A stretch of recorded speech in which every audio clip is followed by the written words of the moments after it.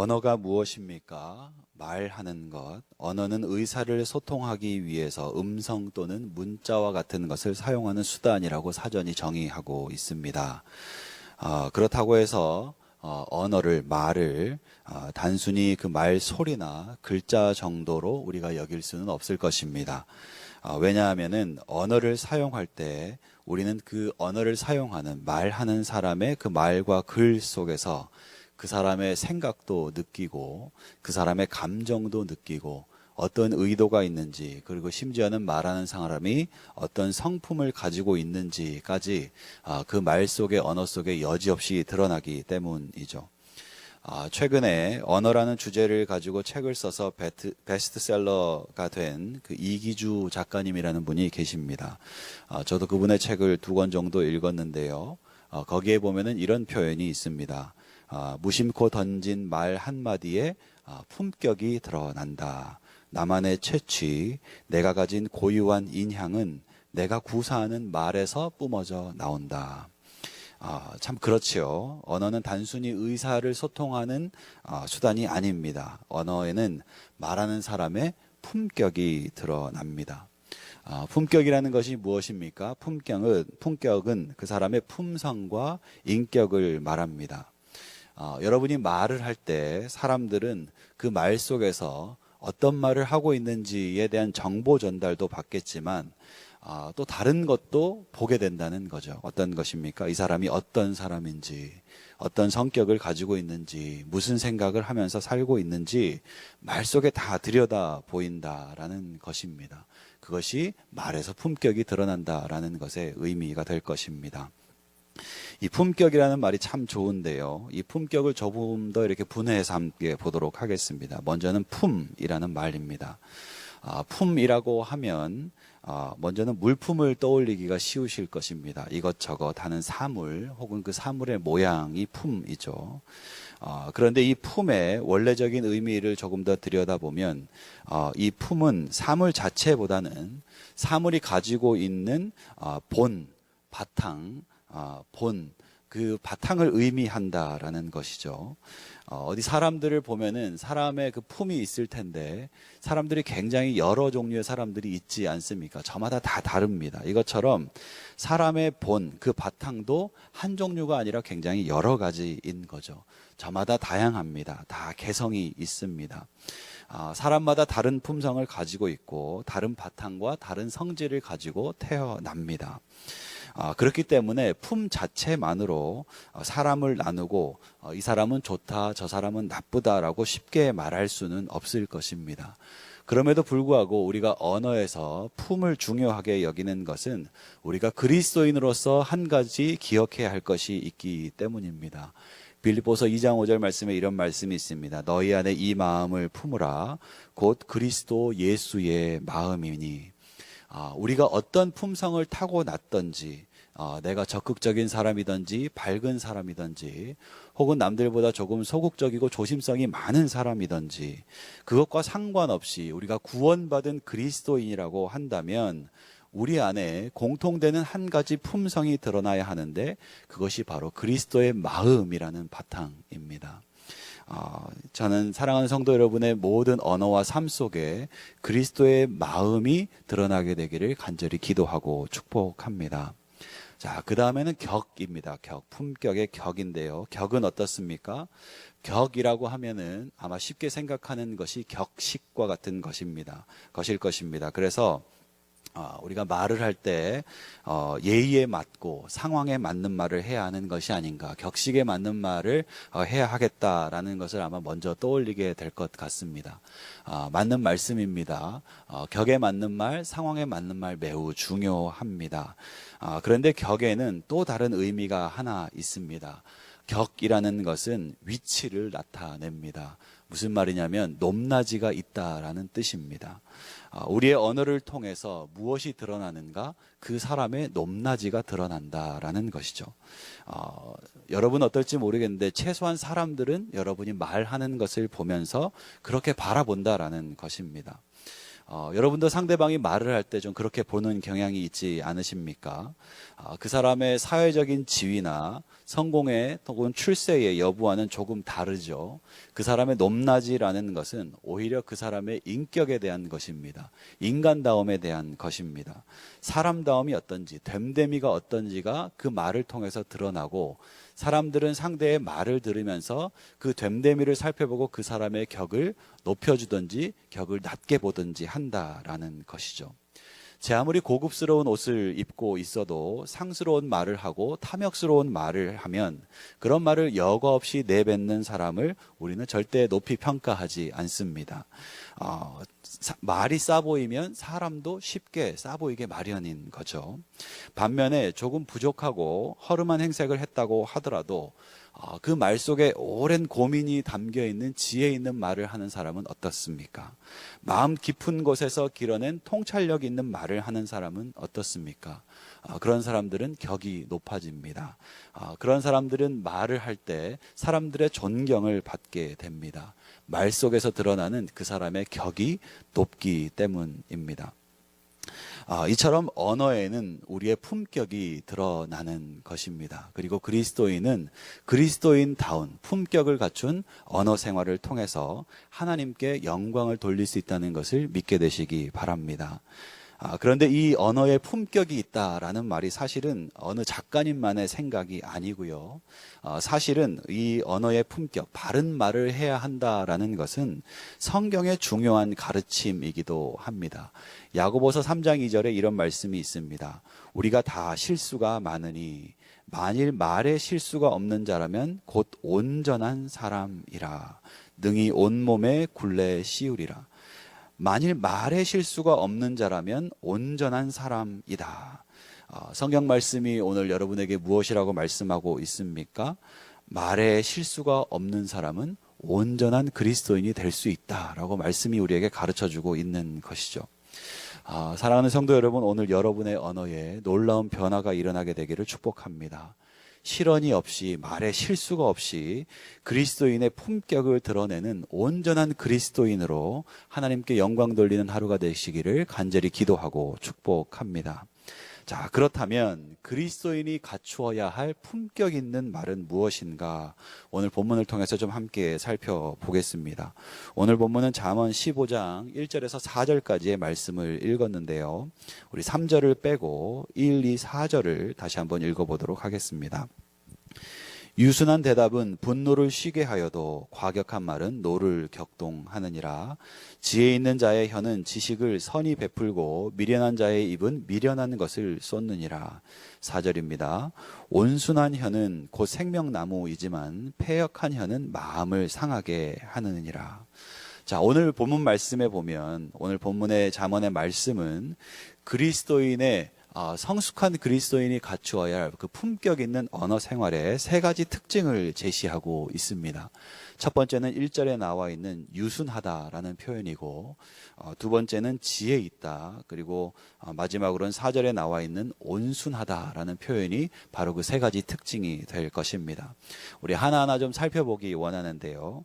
첫 번째로 품격 있는 신앙인의 언어는 무엇인가? 바로 유순한 언어다라는 것이죠. 유순한 말을 한다. 유순하다라는 것은 온화하고 착하다라는 것을 의미합니다. 온화한 말, 착한 말, 여러분 우리의 말이 이와 같아야 할 줄 믿습니다. 특별히 요즘처럼 사람들이 하는 말 중에 가장 많이 하는 말 중에 한 가지가 뭐냐면 말에 상처받았다라는 말을 많이 하죠. 참 거친 말이 많은 시대입니다. 찌르는 말, 아프게 하는 말이 많은 시대입니다. 이런 시대이기 때문에 오히려 성경이 우리에게 가르쳐주는 이 유순한 말, 온화하고 착한 말의 가치가 더욱 높아지는 것 같습니다. 여러분도 한번 생각해 보십시오. 다른 사람과 대화를 하다가 그 사람의 말에 상처받아 본 적이 있지 않으십니까? 다 있으시지요, 그죠? 요즘 세상에는 그런 상처 있는 말들을 그냥 여과 없이 뱉는 것이 좀 캐주얼한 것처럼 되어서 그냥 어떤 경우에는 그냥 스트레이트하게 얘기하는 것을 더 이렇게 높게 평가하기까지 하는 참 그런 세상이 되었는데요. 먼저는 우리가 사람의 말에 상처받지 않아야 하겠습니다. 예전에 저 이렇게 가르쳐 주시는 목사님 한 분께서 그런 말씀을 해주신 적이 있어요. 상처는 수신자 부담이라고. 그래서 상처는 받는 사람이 요금을 지불하는 거래요. 상대방은 전혀 모르고 그것을 받는 사람이 요금을 내는, 상처는 수신자 부담이라고 그런 말을 했습니다. 그리고서 말씀하시는 것이 상처는 주면은 받지 않으면 되는 거라고. 수신자 부담이니까 받지 않으면 되는 것이라고. 그렇게 말씀하신 적이 있는데, 먼저는 우리가 상처받지 않아야겠습니다. 넓은 마음이 우리에게 필요하겠습니다. 그런데 생각을 해보면 우리가 상처받지 않는 것도 중요하지만 우리의 언어 습관은 어떻습니까? 우리가 다른 사람의 말에 상처를 받을 뿐만 아니라 우리도 상처를 받으면서 다른 사람에게 상처 주는 말을 하고 있지는 않으십니까? 생각해 보면은 부지간에 혹은 알면서도 혹은 장난이라고 그렇게 사람들에게 상처 주는 말을 쉽게 하고 있는 우리의 모습을 발견하곤 합니다. 상대방을 낮추고 무시하고 인격을 비하하고 그 사람이 가지고 있는 가능성을 깎아내리고 혹은 인격을 짓밟고 지기 싫어해서 선을 넘어버리는 말도 하고 심지어는 인신공격도 하고 가족도 비난하는 그런 독한 말들이 우리 주변에 너무나 많이 있습니다. 날카로운 말들, 조금만 주의하면 우리에게서 사라질 수 있는 것들인데 우리가 생각 없이 내뱉다 보니까 그런 상처들을 서로 주고받는 일이 너무 많은 것이죠. 마태복음 7장 1절에서 2절 말씀에 이렇게 되어 있습니다. 비판을 받지 아니하려거든. 이걸 좀 상처로 바꿔보고 싶은데요. 상처받지 않으려거든. 상처 주지 말라. 너희가 비판하는 그 비판으로 너희가 비판을 받을 것이요. 너희가 상처 주는 그 말로 너희도 상처받게 될 것이다. 이런 말씀이 성경에 있는 거죠. 너희가 헤아리는 그 헤아림으로 너희가 헤아림을 받을 것이니라. 내가 듣기 싫은 말은 상대방도 듣기 싫은 말입니다. 그런데 우리는 내가 듣기 싫은 말을 할 때 어떻게 합니까? 너 잘 되라고 하는 말이야 이러면서 조언으로 포장해서 상대방의 단점을 들춰내고 비난하는 말을 너무 쉽게 하곤 합니다. 우리가 다 죄인이라서 그럴 수밖에 없는 것 같기도 하지만 문제는 이런 언어의 악순환이 한 번으로 끝나지 않고 계속해서 반복된다는 것입니다. 성경이 얘기하고 있는 것처럼 주면 받게 되어 있습니다. 우리가 상처 주는 말을 하면 그것은 돌아서 다시 나에게 돌아와서 나에게 상처를 주게 마련이라는 것이죠. 이런 악한 언어의 부정적인 순환을 막는 방법은 단 한 가지밖에 없습니다. 나의 언어가 상처 주는 말이 아니라 착하고 온화한 언어, 유순한 언어로 바뀌는 것입니다. 다른 사람이 나에게 상처 주는 말을 하더라도 내가 그것을 소화해버리고 그것을 나의 유순한 말로 바꾸어서 내놓는 것, 그것이 바로 이 부정적인 말의 악순환을 끊을 수 있는 유일한 방법이 될 것입니다. 어떻게 하면 유순한 말을 할 수 있을까요? 유순한 말에는 특징이 있습니다. 그것은 상대방의 마음을 의식하고 배려한다라는 것입니다. 그래서 유순한 말은 박자가 느립니다. 템포가 느립니다. 상대를 생각할 시간이 필요하기 때문입니다.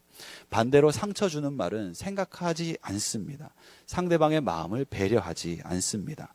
빠르게 자신의 입장만 이야기합니다. 이런 말은 배려가 없기 때문에 듣기가 힘들고 일방적이기 때문에 감정을 상하게 하고 차갑고 날카롭게 날아오기 때문에 가슴에 맞으면 멍이 들고 후벼 파는 그런 말이 되는 것이죠. 그게 상처 주는 말인 거죠. 사랑하는 성도 여러분, 이 아침에 여러분의 말하는 습관을 들여다보시기 바랍니다. 말의 템포를 살피시고 여러분이 하는 모든 대화, 가정에서의 대화, 동료들과의 대화, 친구들과의 대화, 우리 교우들과의 대화, 충분히 상대방을 배려하고 공감하면서 상대방의 감정을 느끼면서 여유 있게 하나, 둘, 셋 카운트 하시면서 여유 있게 상대방을 먼저 생각하며 대화하는 그 느린 대화로, 유순한 대화로 상처를 끊어내는 은혜가 이 하루 가운데 여러분의 언어 속에 있게 되기를 간절히 기도하고 축복합니다. 자, 두 번째는 어떤 말입니까? 바로 품격 있는 신앙의 언어는 지혜가 담긴 언어다라는 것이죠.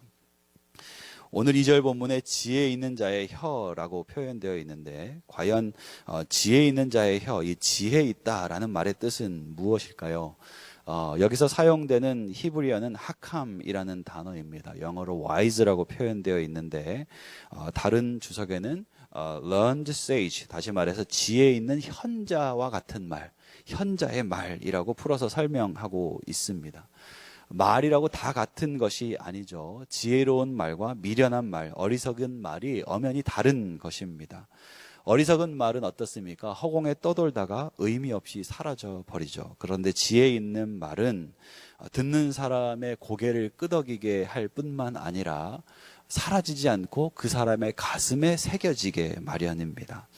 지혜로운 사람의 말은 시간이 지나도 들은 사람의 가슴에 남아서 영향을 끼칩니다. 절망한 사람의 가슴에 소망이 싹트게 합니다. 낙담한 사람이 활력을 찾게 합니다. 지혜로운 사람의 말은 영향력이 있어서 지혜로운 말을 하는 사람의 주변에는 사람이 모이고 그 말에는 역사가 일어나고 위대한 일을 함께 이루게 되는 것이 바로 이 지혜 있는 말이 하는 일입니다. 지혜 있는 말이라고 해서 여러분이 모든 문제의 해답을 줘야 한다는 뜻이 아닙니다. 혹은 늘 감동되는 명언을 준비했다가 적절하게 한마디씩 해야 된다는 뜻도 아닙니다. 지혜는 남들보다 더 많이 알고 뛰어난 것을 의미하는 것 같지만 역설적으로 성경은 지혜를 무엇이라고 말하냐면 훈계를 받아들일 줄 아는 것이다 라고 성경이 우리에게 가르쳐주고 있습니다. 훈계를 받아들인다라는 것이 무슨 의미입니까? 내가 다 할 수 있다라고 생각하는 사람은 훈계를 받지 않습니다. 훈계를 받을 수 있는 사람은 자기의 한계를 아는 사람입니다. 성경은 우리가 하나님 앞에서 자기의 한계를 알아야 하고 그 한계를 알고 있는 사람, 그래서 하나님의 훈계를 받는 사람이야말로 지혜 있는 사람이다라고 우리에게 가르쳐주고 있는 것이죠. 나의 한계를 알아야 합니다. 나의 바운더리를 알고 그것을 존중해야 합니다. 감사하게도 하나님은 우리를 슈퍼맨으로 만들지 않으셨죠. 우리 모두가 다 한계를 가지고 있습니다. 잘하는 것 한두 가지 있지만 못하는 것은 훨씬 더 많이 있습니다. 이것을 우리가 하나님 앞에 인정해야 우리는 지혜 있는 사람이 되고 지혜 있는 말을 할 수 있게 되는 것이죠. 하나님 앞에서 나의 한계를 인정할 때 어떤 일이 일어납니까? 진정성이 우리 말에 담기기 시작합니다. 하나님 앞에 나의 한계를 인정할 때 어떤 일이 일어납니까? 나의 말에 존중이 담기기 시작합니다. 하나님 앞에서 나의 한계를 인정할 때 비로소 우리는 나의 지식이 아니라 하나님의 지혜를, 하나님의 훈계를 우리의 입술에 담아 말할 수 있게 되는 거죠. 하나님을 의지할 수 있게 된다라는 뜻입니다. 부모이신 분들이 아마 대부분이실 것 같은데 우리가 자녀를 두고 자녀들을 기를 때 우리가 모든 것을 다 해주고 싶은 것이 우리 부모님들의 마음일 것입니다. 그런데 자녀를 기를수록 우리가 깨닫는 것이 뭐냐면 우리는 완전한 존재가 아니고 모든 것을 다 해줄 수 없다라는 것을 한 번씩 깨닫게 되는 거죠. 이럴 때 부모님이 지혜가 있는 사람이라면, 나의 한계를 인정하는 사람이라면 어떤 말을 할 수 있겠습니까? 자녀를 향해서 아들아, 딸아, 나보다 완전한 부모이신 하나님이 이 연약한 부모, 너의 아빠, 엄마 뒤에 있다는 것을 알게 되기 바란다. 그래서 내가 아빠로서, 내가 엄마로서 너에게 줄 수 있는 것이 참 많지 않지만 우리 하늘 아버지는 모든 것을 다 가지고 계시기 때문에 그 하나님을 의지할 때 그 하나님이 너에게 내가 해줄 수 없는 것까지 다 해줄 수 있는 분이라는 것을 알고 그 하나님을 의지하고 그 하나님을 따라가면 된다라는 그 인생의 지혜를 우리가 말할 수 있게 되는 것이죠. 하늘 아버지가 진짜 아버지다라는 말을 할 수 있게 되는 것, 언제 할 수 있습니까? 육신의 부모로서 나의 한계가 인정될 때 비로소 우리의 자녀에게 할 수 있는 이야기 아니겠습니까? 이것이 얼마나 아름다운 고백입니까? 그리스도인의 언어가 바로 이처럼 지혜 있는 언어가 되어야 한다라는 것입니다. 사랑하는 성도 여러분, 오늘 저와 여러분의 말 속에 우리의 한계가 인정되기를 간절히 기도하고 축복합니다. 나를 내려놓고 내 힘을 부정하고 하나님의 말씀을 붙들고 주님의 능력을 의지하는 그 말로, 지혜 있는 말로 이 하루를 살아가는 귀한 성도님들 되시기를 축복합니다. 자, 마지막 품격 있는 신앙인의 언어는 무엇입니까? 온순한 말이라고 말씀을 드렸습니다. 온순하다라는 것은 영어 성경에 보면 젠틀하다, 젠틀이라는 단어로 번역이 되어 있습니다. 거칠지 않은 거죠. 그런데 원어를 들여다보면 말페라는 단어가 되어 있는데 이 어근을 살펴보면 여러분 여호와 라파라는 말을 아시지요? 무슨 뜻입니까? 치유의 하나님. 이 말페라는 말은 이 라파와 똑같은 어근을 가지고 있습니다. 먼저는 건강, health라는 뜻이 될 것이고 조금 더 나아가서는 치유, 힐링이라는 말의 뜻이 될 것입니다. 다시 이야기합니다. 온유한 말이라는 것은 무엇입니까? 사람을 치유하는 말, 사람을 살리는 말을 의미합니다. 나아가서 사람을 살릴 뿐만 아니라 그 영혼을 살리는 말을 의미합니다. 어떤 말이 사람을 살아나게 합니까? 격려하는 말이 사람을 살아나게 합니다. 위로하는 말이 사람의 마음을 치유하는 능력이 있습니다. 누가 이런 말을 할 수 있겠습니까? 누가 온순한 말을 할 수 있겠습니까? 반대로 누가 온순한 말을 할 수 없겠습니까? 마음이 병든 사람은 절대 남을 격려하지 못합니다. 내 마음이 병들어 있으면 절대 남을 위로하지 못합니다. 다른 사람이 잘하는 것을 보면 배가 아프고 다른 사람들이 잘 못 되는 것을 보면 내 그럴 줄 알았다라는 마음이 들게 되는 거죠. 마음이 병든 사람은 절대 온유한 말을, 온순한 말을 할 수 없습니다. 온순한 말을 할 수 있는 사람은 먼저 자신의 내면이 건강해져야 합니다. 치유받은 사람이, 건강하게 회복된 사람이 온순한 말을 할 수 있습니다. 온순한 언어는 건강한 마음으로부터 나오고 우리가 신앙인으로서 온순한 말은 충만한 영성에서 나온다라는 것이죠. 저는 여러분의 언어가 하나님으로 인해서 만족한 바로 그 마음이 드러나는 언어가 되기를 축복합니다. 여러분의 은혜가 우울감을 드러내고 실패감을 드러내고 아픔을 쏟아내고 그런 언어가 아니라 하나님께서 나의 우울감을 다 씻어주시고 나의 실패감을 다 이렇게 도말하시고 이제는 하나님 앞에서 다 씻겨져서 밝고 충만한 그것이 우리의 말로 드러나는 그런 언어가 되기를 간절히 기도하고 축복합니다. 그래서 우리가 온순한 말을 하기 위해서는 내면이 부요해야 합니다. 내면의 힘을 키워야 합니다. 그런데 여러분 우리가 아무리 우리의 마음의 힘을 키운다고 해도 여러분의 마음을 믿을 수 있습니까? 믿을 수 없습니다. 감정에 치우칩니다. 환경에 치우칩니다. 그날 아침 컨디션에 우리의 마음이 너무 많이 바뀌는 거죠. 우리의 마음이 충만하기 위해서 우리의 언어가 온순해지기 위해서 그러면 어떻게 해야 하겠습니까? 마르지 않는 샘이 되시는 충만함의 근원이 되시는 하나님께 우리의 영혼이 다하여야 하는 줄 믿습니다. 세상의 가치를 넘어서 하나님의 평강이 우리의 마음을 지배해야 합니다. 성령의 충만함으로 우리 심령이 가득 차야 합니다. 말이라는 것은 우리가 말을 하면 제가 지금 앞에서 설교를 하고 있는데 여러분이 듣고 있으시잖아요. 말은 누군가와 이렇게 대화를 하게 되면 말하는 사람과 듣는 사람이 연결되는 그런 놀라운 힘이 있는 것이 능력이 있는 것이 말이죠.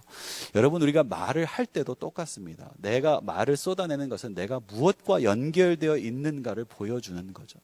하나님과 말을 많이 한 사람, 기도를 많이 하신 분, 말씀으로 하나님과 깊은 교제 가운데 들어가 있으신 분, 그 하나님의 충만한 마르지 않는 샘에 여러분의 심령이 닿아 있는 분들의 언어는 하나님으로부터 나오는 충만한 것을 쏟아내게 되어 있습니다. 그래서 우리가 말을 할 때 우리의 말이 인간적인 말이 아니라 하나님의 말, 그 신의 언어가 되도록 우리는 노력해야 한다라는 것이죠. 우리의 영성이 관리되고 우리가 기도하고 우리가 말씀 읽고 하는 것이 우리의 성품을 바꾸고 우리의 인격을 바꾸고 가치관을 바꿔서 우리가 말을 할 때 그것을 통해서 살아계신 하나님의 은혜가 그분의 능력이 그분의 소망이 쏟아져 나오는 것, 그때야말로 우리는 사람을 살리는 온순한 말을 할 수 있게 된다라는 것입니다. 사랑하는 성도 여러분, 오늘의 여러분의 언어가 온순한 언어로 변화되기를 간절히 기도하고 축복합니다. 아브라함 링컨, 미국의 16대 대통령이죠. 가장 지혜로운 언어를 사용한 대통령으로 평가받는 인물이고 또한 우리에게는 좋은 크리스찬으로도 알려져 있는 인물입니다. 황명환 목사님은 인생자문이라는 책에서 이 아브라함 링컨의 일화를 옮기고 있습니다. 1860년대 미국 상원의원들이 있었을 때 그때는 지금과 이렇게 의회의 분위기가 많이 달랐다고 합니다. 전통적으로 학벌 좋고 가문 좋고 부자고 명문대 출신들 이런 사람들만 상원에 함께 모여 있으면서 굉장히 차별된 그룹으로, 그리고 어떤 경우에는 좀 거만해 보이기까지 하는 그룹으로 그렇게 모였던 때가 그 당시였다라는 것이죠. 그런데 이때 참 사람들이 이해하지 못할 만큼 놀라운 사건이 일어나는 것이 바로 아브라함 링컨의 대통령 당선이었습니다. 왜 그랬냐면 그는 가난한 가정의 배경을 가지고 있는 사람이었습니다. 아버지가 구두 수성공으로 알려져 있죠. 그리고 그 미국의 이 대통령을 하기에는 링컨의 학벌도 조금 모자랐습니다. 그래서 이 상원의원들이 링컨을 그 미국의 수치로 여길 정도였다라고 하죠. 그래서 거침없는 비판을 공적인 자리에서나 사적인 자리에서나 마구 해대던 때가 있었습니다. 바로 이때 1861년 아브라함 링컨이 미국의 16대 대통령으로 당선된 후에 당선 연설을 하기 위해서 상원에 방문했을 때의 일화입니다. 링컨이 단상에 올라서 말을 하려고 하는데 한 의원이 자기 신발을 벗어들고 보이면서 조소가 섞인 듯한 말로 링컨 대통령에게 이렇게 도발했습니다. 미스터 링컨, 당신은 당신의 아버지가 우리 집안의 구두를 만들던 사람이라는 것을 절대 잊지 말기 바랍니다. 대통령을 깎아내리려고 이런 말을 한 거죠. 웃음거리로 만들려고 한 것이었습니다. 다른 상원의원들이 이 상원의 말을 듣고 똑같이 이렇게 좀 비아냥거린 웃음으로 상원이 한바탕 이렇게 시끌벅적했습니다. 사람들의 웃음소리가 잦아들고 그 이야기를 조용히 듣고 있던 링컨이 이제 말을 꺼내서 얘기하기 시작합니다. 존경하는 상원 의원님, 나는 나의 아버지가 당신 가문에 신발을 만들었던 분이었던 것을 기억하고 있습니다. 그리고 저의 아버지는 당신의 가문뿐만 아니라 여기에 있는 많은 의원들의 가정을 위해서도 신발을 만드셨던 분입니다. 왜냐하면 우리 아버지는 다른 사람은 흉내낼 수 없는 특별한 신발을 만드시는 분이었기 때문입니다. 저희 아버지는 신발에 관한 한 창조자와 같은 분이었고 그가 만든 신발은 그저 그런 신발이 아니었습니다. 저희 아버지의 신발 속에는 자신의 모든 혼을 다 쏟아내시는 분이었습니다. 이게 예상치 못한 말로 이게 링컨이 말을 하니까 사람들의 그 비아냥거리던 웃음소리가 사그라들고 회의장이 조용해졌습니다. 그리고 사람들이 링컨 대통령에게 집중하기 시작합니다. 그리고 링컨 대통령이 말을 이어갑니다. 상원의원님께 한 가지 질문을 드리고 싶습니다. 의원님은 제 아버지의 신발에 대해 불만이 있으셨던 적이 있습니까? 제가 아는 한 그 누구도 제 아버지가 제작한 신발에 불만을 가진 사람은 없었습니다. 저희 아버지는 천재였고 위대한 창조자였습니다. 그리고 저는 그런 아버지를 매우 자랑스럽게 생각합니다. 이 아브라함 링컨의 그 날카롭게 쏘는 말을 그 온화한 말로 유순한 말로 받아치는 이 한마디의 대화가 바로 그 상원들의 마음을 사로잡았고 몇 달이 되지 않아서 자신을 조롱했던 사람들은 링컨을 향해서 존경하는 말을 쏟아내는 사람들로 변화되었다라는 일화이지요. 그리스도인들의 언어가 이와 같이 지혜 있는 말이 되어야 할 줄 믿습니다. 오늘 여러분의 언어를 통해서 사람들을 살려내고 사람들을 일으키고 사람들을 변화시키는 그런 은혜가 여러분의 언어를 통해서 이 하루 여러분이 가는 곳마다 유통되는 귀한 은혜가 있게 되기를 간절히 기도하고 축복합니다. 우리 함께 기도하시겠습니다.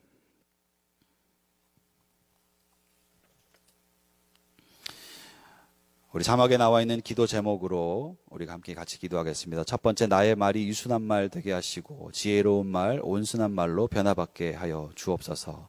언어 생활의 신앙 품격을 겸비한 성숙한 신앙인이 되게 하여 주옵소서. 두 번째, 담임 목사님과 부목사님들 강건함으로 붙들어 주시고 계속되는 문고리 신방을 통해 온 성도님들이 새 소망을 품고 영적으로 다시 일어나게 하여 주옵소서.